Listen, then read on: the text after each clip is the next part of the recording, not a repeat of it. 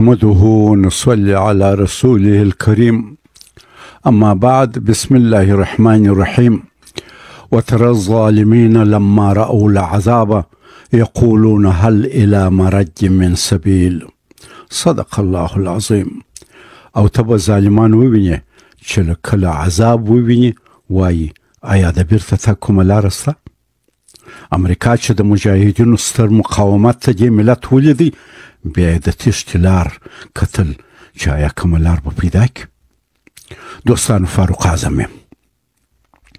نن د 2025 میلادي د جنوري د میاشتې شلمه ده. نن ډونالډ ټرمپ په امریکا کې د جمهور رئیس په توګه رسماً په کار پیل وکړي. هغه یو سرمایه‌دار او تاجر سړی دی. غواړي د امریکا اقتصاد تقویه کړي، خو خودخوا او غیر قابل پیشبیني څوک هم دی. کېدای سي د اقتصادي ګټې په تلاش کې امریکا ته ډېرې سیاسي ستونزې هم پیدا کړي. نن دنیا یو کلی دی. افغانستان په دغه کلي کې یو کوچنی کور او امریکا د کلي خان دی. البته روس، انګلیس، فرانس او چین هم زموږ د کلي مخور دي چې د امریکا سره د دغه کلي په اداره کولو کې ملګري دي. افغانستان باید د کلي د خان ډونالډ ټرمپ سره په ډېر دقت او مهارت چلند وکړي. د تیر امارت لوی ناکامي یوه دا وه چې حکومتولي یې نوزده او داسې میکانیزم هم نه و چې د ولس خبره واوري. نو ځکه افغانستان یې د امریکا سره د ټکر له سترې فاجعې څخه ونه ژغورلی سو. دا یوه داسې موضوع ده چې امارت باید جدي غور را پخوا پر کړی وی. اوس هم وخت شته چې بیا امارت د دغسې یو تصادم و ټکر ګواښ او انتشار سره مخ نیسي. زموږ د نن موضوع دا نه ده چې امریکا ولې او څنګه پر افغانستان حمله وکړه، بلکې دا ده چې ولې ناکامه سوه او اوس موږ په اوس شرایطو کې موږ باید څه وکړو. امریکا ولې او څنګه په افغانستان کې ماته سوه؟ یوازې دوستانو فوجي بریا او جنگي ټکنالوژي جنگ په حقیقي معنا نسي ګټلی، بلکې سیاسي، کلتوري او ټولنیز عوامل هم پکې ډېر مهم دي. د روس او امریکا سره د افغانانو تاریخي جګړو وښول چې یوازې نظامي ځواک د کامیابۍ معیار نه دی. دلته څو مهم عناصر د امریکا په ماته کې ونډه درلوده. یو عنصر غټ دا و چې د امریکا او ناټو په ماته کې خپله هغوی ونډه درلوده، او دا ونډه اوس زه تاسو ته مختصر تشریح کوم. د امریکا دننه ګڼې داخلي ستونزې په افغانستان کې د امریکا د ناکامۍ سبب شوې. د امریکا د داخلي سیاست، اقتصاد او ټولنیزو حالاتو ځینې د اساسي ستونزې په افغانستان کې د اوږدې جګړې پر مدیریت او پایلو مستقیم اغېز درلودی. په امریکا کې د افغانستان د جنگ په باره کې د اوږدمهاله ستراتیژۍ نشتوالی، ځاني تلفات، مالي فشارونه، ډېرېدونکی عامه نارضایت او کابل کې پر خپل ملګري حکومت بیا باوري زیاتوب د دې سبب سوه چې امریکا کامیابه نسي او بالاخره له افغانستانه د وتلو پرېکړه وکړي. د دغه پرېکړې اعلان دومره ویرونکی و چې د اګست په نیمایي 2021 کې د امریکا د فوجونو په موجودیت کې د حکومت ټول چارواکي له افغانستانه وتښتېدل او واک بې له کوم مقاومته په مکمل ډول د کابل واک طالبانو ته په لاس ورغی. راسئ امریکا په ماته کې خپله د امریکایانو ونډه لږ نور هم وڅېړو. د جګړې لپاره د اوږدمهاله ستراتیژۍ نشتوالی دا یو مهم عامل و. په افغانستان کې د امریکا د ماتې یو لوی دلیل دا و چې د افغانستان په باره کې امریکا یو واضح ستراتیژي نه درلوده، او یا یې همدا ستراتیژي وه چې افغانستان همداسې وکړي لکه دا څنګه چې اوس. امریکا د تروریزم واضح تعریف نه درلود. غټ طاقتونه هر هغه کسان اشرار او تروریست بولي چې د دوی د استعمار او استثمار خلاف وي، خو دا تعریف په ډاګه خلکو ته نسي ویلی. مجاهدین چې د خپل دین او وطن دفاع کوي د خارجي متجاوز په نظر اشرار او تروریستان دي، خو همدا مجاهدین د خپلو خلکو اتلان دي. د تروریزم دغسې مغشوش تعریف په عقیدوي لحاظ په افغانستان کې چندان جذب نه درلودی. سربیره پر دغه امریکا په خپل نظامي قوت او ټکنالوژي مغروره وه او جګړې ته یوازې له پوجي لیدلوري کتل چې دا یې د ناکامۍ یو بل دلیل و. ځکه چې د افغانستان جګړې د نظامي بعد ترڅنګ سیاسي، اقتصادي او ټولنیز اړخونه درلوده چې د حل لپاره د یو جامع او روښانه ستراتیژۍ اړتیا وه چې ونه وه. دغه سبب و چې د جګړې هدف د وخت په تېرېدو سره بدلېدی. اول د امارت نسکورول د امریکا هدف و، وروسته د القاعده سره مبارزه شعار و. کله چې امارت سقوط او القاعده وځپل سوه، د دې لپاره چې په افغانستان کې امریکا پاتې سي، نو پر طالبانو د القاعدې ټاپه ووهل او شمال ائتلاف بیا چې قدرت یې په لاس کې و، امریکایانو قدرت ورکړی و، ټول پښتانه طالبان بلل. په دې ډول جنگ ټول د پښتنو پر ضد و. څه وخت وروسته د امریکا توجه د جنگ څنګ ته ظاهرا حکومت جوړونې، ډیموکراسي، د ښځو حقوق او مدني فعالیتو ته واوښتي. د پښتنو ځپل او بیا د هغوی څخه د ملاتړ غوښتنه، جنگ او ملت جوړونه، د مشهور ناقضین بشر څخه د عدالت د تامین توقع، د مفسدینو څخه د شفاف او ښه حکومتولۍ ارزو او د جنګ سالارانو په غیږ کې د ډیموکراسۍ وده، دا ټول متضاد فکرونه او ایډیالونه او فعالیتونه وه چې یو ځای نه سوای سره تلای. امریکا په افغانستان کې پر دغسې یو مغشوشه لار او متناقضه لار جګړه مخ ته بیول. مالي ستونزې او اقتصادي بحران د امریکا بل مشکل و. د افغانستان جګړې امریکا ته هر کال په سلګونه میلیارډ ډالر لګښت درلودی. امریکا په 2008 کې د اقتصادي بحران سره مخ شوه. په افغانستان کې د جګړې لګښت د امریکا لپاره د نورو کورنیو نړیوالو پروګرامونو تمویل ستونزمن کړی و. په امریکا کې د روغتیا، تعلیم او نورو زیربناو تمویل د افغانستان جګړې ته د ډیرو مالي منابعو ځانګړي کول مشکل کړي و. د جګړې پایلو ته کم پام د امریکا بل مشکل و. د امریکا سیاسي مشرانو د افغانستان د جګړې پر اوږدمهاله اغېزو او پایلو کافي تمرکز ونه کړي. جګړه په پیل کې د طالبانو په وړاندې بریالۍ ښکاره کېده، نو ځکه د جګړې زیاتره پرېکړې لنډمهاله موخو دپاره وې. خو ډېر ژر دا جګړه په یو اوږدمهاله او پیچلي وضعیت بدله شوه چې په ستراتیژیکو پایلو کې ضعف راغی. د هیواد بیا رغونه، ښه حکومتولي او د ولس ملاتړ ته چې د جګړې د کامیابۍ متمم اړخونه وه، لازمه توجه ونه سوه. فوجي ستړیا او فشار بل عنصر د امریکا د مشکلاتو. د جګړې اوږدېدل د امریکا لپاره مالي، رواني او روحي، سیاسي او فوجي ستړیا رامنځته کړه. دوی ستړي کړه.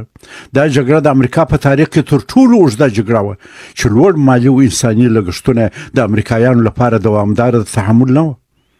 د جنګ اوږدېدو او د سرتیرو مرګ ژوبله او رواني او روحي ناروغیو د امریکایي پوځیانو پر ژوند ډېر ژور بد اغېز وکړي چې په ولس کې د جګړې سره مخالفت پیدا کړي او هغه زیات کړي.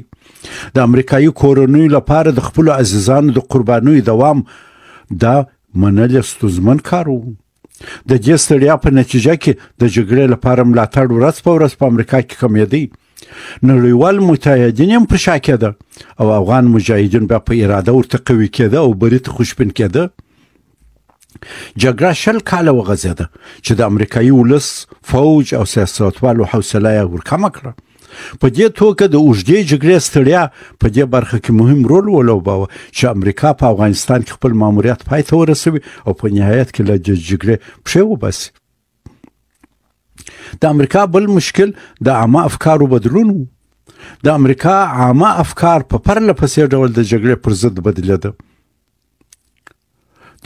د رسنیو لخوا د افغانستان زړه ماتې راپورونه، د امریکایانو د مرګ ژوبلې زیاتوالی، مالی فشار او د جګړې اوږدېدل په افغانستان ته د جنګ سره د عام امریکایانو مخالفت زیات کړي.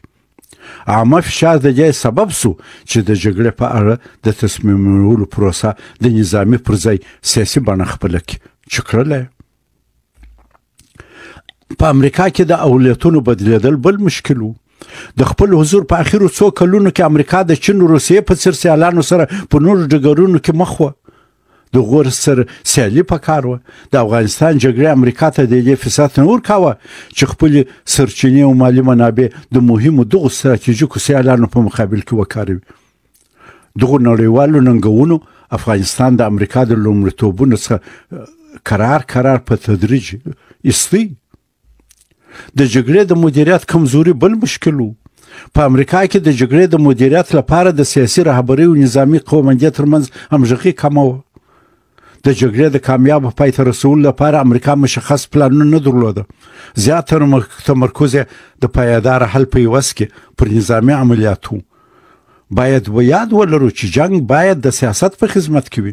امریکا کې دغه اصل ته کافي توجه نه وه او یا یې نه غوښته.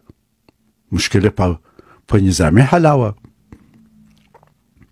د استراتیژیک صبر نشتوالی بل د امریکا مشکل و.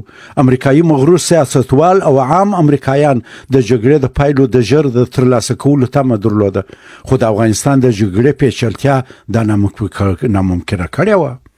داسې بېصبري د دې سبب شوه چې امریکا د اوږدمهاله تعهد پر ځای لنډمهال موخې تعقیب کړي. د لنډمهالو موخو تعقیب دوی د اوږدمهاله بریاوو بې برخې کړ. برخلاف مجاهدینو د جګړې اوږدېدو ته تیاري درلوده. دوی پوهېدی چې بهرني ځواکونه د اوږدې جګړې توان نه لري او بری بالاخره د مجاهدینو دی. د فوج او سیاستوالو ترمنځ ناهمغږي دا بل مشکل و د امریکا. امریکایي ځواکونه او سیاستوال ډېر وخت په یو نظر نه وه. فوجیان د فوجي حل لارې په لټه کې وه، خو ډېر امریکایي سیاستوال بیا د ډیموکراسۍ د ترویج او د افغاني ټولنې د سیاسي بدلون طرفدار وه. مثلا PRT ولایتي بیارغونې ټیم د امریکا یو لوی نظامي جاسوسي اداره وه چې د افغانستان په کلو کې پراختیایي او عمراني کارونه کول. د عمراني کارونو تر چتر لاندې جګړه مخ ته بیول. دوی به په یو کلي کې د بیالې یا پل د جوړولو یا یو بل عمراني کار په پلمه د جاسوسي کار کاوه چې دا دواړه کارونه په هدف کې یو د بل متضاد وه. دغه متضادو کارونو جګړه اوږده کړه چې په نتیجه کې نه نظامي بری ترلاسه سو، نه بیا رغونه وسوه او نه ډیموکراسي کامیابه سوه. په سیاست کې دوکه و دوه مخي. نړیوالو په بون کې د افغانستان لپاره د خپلو ګټو د ساتلو حکومت جوړ کړ. د 6 ګاونډیانو او 2 لوی طاقتونو د ګټو د تامین حکومت او نوم یې د افغانانو لپاره حکومت پر کښېښوی او بیا هغه په سیمه کې د ډیموکراسۍ او ملت جوړونې ښکاره مظهر باله. ډېر تبلیغات ورته وسوه. تر 5 میلیون خارجي او داخلي عسکر او په تریلیونونو ډالره 20 کاله د دغه حکومت په ملاتړ وکارول سوه. نتیجه 0. دا ځکه ټوله معامله دوکه وه. د افغانستان حکومت په بون کې د مالي غنیمت په شکل د بشري حقوقو مشهورو ناقضینو، جنګ سالارانو او قاچاقبرانو ته وسپارل سو. د کومو بدنامه کارنامې چې د ملل متحد په ارشیف کې تر اوسه ثبت دي. په جنګ سالارانو یې ډیموکراسي، د بشري حقوق په ناقضونو یې عدالت او په قاچاقبرانو یې ښه حکومتولي راوستل. د افغانستان په باره کې د امریکا د 2 جمهور رئیسانو متضاد خبرې تاسې واورئ. جورج بوش ویل موږ افغانستان جوړوو او مارشال پلان غوندې یو عمراني پلان پکښې عملي کوو. مارشال پلان یو پلان و چې د 2 نړیوال جنګ وروسته په غربي اروپا کې امریکایانو عملي کړ او امریکا یې په غربي اروپا یې په آباده کړه. بوش ویل موږ افغانستان دغسې یو پلان ورته جوړو آبادوو یې. خو جو بایډن رئیس جمهور بیا ویل موږ هیڅکله افغانستان ته د آبادۍ لپاره نه وو تللي، موږ د جنګ لپاره تللي وو. د 2 جمهوري رئیسانو دا خبرې متضادې وې. په 100 میلیونه ډالر هر کال د مخدره موادو د مخنیوي لپاره مصرفېدل، خو بیا به هم افغانستان هر کال د نړۍ 2% تریاک تولیدول. دا ځکه د قاچاق د مخنیوي کار یې مشهور قاچاقبرانو ته سپارلی و. یو وار به یې ویل چې افغان حکومت د نړۍ فاسدترین حکومت دی او بیا به همدغه فاسد حکومت هر کال په 0 میلیون ډالر ورپمپول چې نور فساد تقویه سي. دوی افغانستان، مسلمان افغانستان، په بېدینانو اداره کاوه. زموږ ټولنه په غلو قاچاقبرانو آبادول. وایي د دروغو مزل لنډ دی. دغو فاسدو چارواکو د خپل عادت مطابق شروع کړي، جیبونه یې ډک راوتښتېده. په نظام کې که احیانا څو سم خلک وه، هغوی هم وشرمول. د بون تر کنفرانس یوه نیم میاشت وروسته ما د انګلستان پارلماني کمیټې ته وویل چې اول تاسې غلطه وکړه چې افغانستان مو د مالي غنیمت په ډول هغو کسانو ته وسپاره چې د طالبانو خلاف ستاسې لپاره د پیاده فوج کار کړی و.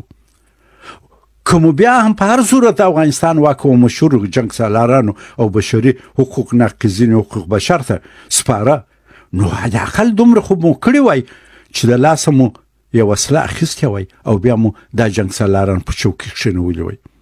ما صفا ورته وویل چې که دا جنګ سالاران همداسې وسلوال پاته او سیاسي قدرت په لاس کې وي بیا دوی د هېواد نافظه قوانین نه مني، پراخ فساد به کوي او دغه حالت به تاسې حتما ناکامه کوي. همداسې وسوه. په 2003 میلادي کې مې په جرمني کې چې د اعلیحضرت زوی میرویس د ډاکټر صمد حامد، ډاکټر عبدالواحد سرابي او ډېر نور افغانان چې ځینې اوس ژوندي دي حاضر وه، امریکایانو او اروپایانو ته په مسوقه دلایلو وویل چې کوږ بار تر مزله نه رسېږي، تاسې حتما افغانستان کې ناکامه کېږي. ورته تشریح مې کړه. 9 کاله مخکې مې په ار کې اشرف غني د دولت اراکینو او خارجیانو ټولو ته په صراحت او مدلل دلایلو وویل چې د دوی نظام دوام نسی پیدا کولی. د دا ټولو پیشبیني مې ځکه کول چې ټول رښتیا هم سوه چې د دروغو مزل لنډ دی. دوی افغانانو ته او حتی یو بل ته دروغ ویل، نو دا نظام به څنګه پایېدلی وای، څنګه به بقا پیدا کړی وای. د خارجي عسکرو ظلمونه د امریکایانو بل مشکل و چې دوی د ماتې سره مخ کړه. د بهرنیو ځواکونو چاپې، هوایي بریدونه، بندیخانې، تعذیبونه، شکنجې او د ملکي خلکو مرګ ژوبلې د امریکا د ملت جوړونې د شعارونو سره په تضاد کې وه. امریکایي بمبار الوتکو ډېر ځلې د بمانو سره یو ځای د کلي ماشومانو ته بسکیټ غورځول چې که د ماشومانو پلرونو موندې مړې سي ووژل سي پروا نه لري، خو ماشومان به په بسکیټ خوشحاله سي. دا څه بې منطقه کار و. خارجیانو له یوې خوا د ښځو د ملاتړ ډنډورې وهلې او له بلې خوا یې د همدې ښځو سړي وروڼه او زامن وروژل. پر هغوی او ماشومانو یې ښکار زده کاوه. د 3.5 لکه عسکر او 1.5 لکه اربکیانو پر اوږو یې د 1 میلیون افغانانو پر اوږو یې توپک ورایښی و چې خپل افغان وروڼه مړه او ښځې یې کونډې خوندې وراري کړي. امریکا، ناټو او د هغوی داخلي ملګرو پر مظلوم افغانانو هغه ظلمونه وکړه چې انسانیت په شرمېږي. ډېر د افسوس ځای دی چې د بهرنیانو دا ظلمونه د افغان ترجمانانو او صاحب منصبانو په مخ کې او د هغوی په مرسته کول. د بهرنیو ځواکونو دغه ظلمونه د طالبانو لپاره د مجاهدینو د استخدام یو ښه او مؤثره وسیله کړ. خلکو کته چې د دوی ورونه د دین او وطن د دفاع په تور د دوی په مخ کې د پردو لخوا په ډېر مظلومیت شکنجه او وژل کیږي. د منتها ظلم بل مثال دا دی. یو منتها ظلم دا دی چې امریکایانو افغان وژنه نړیوال اجرتي قاتلانو ته حواله کړې وو.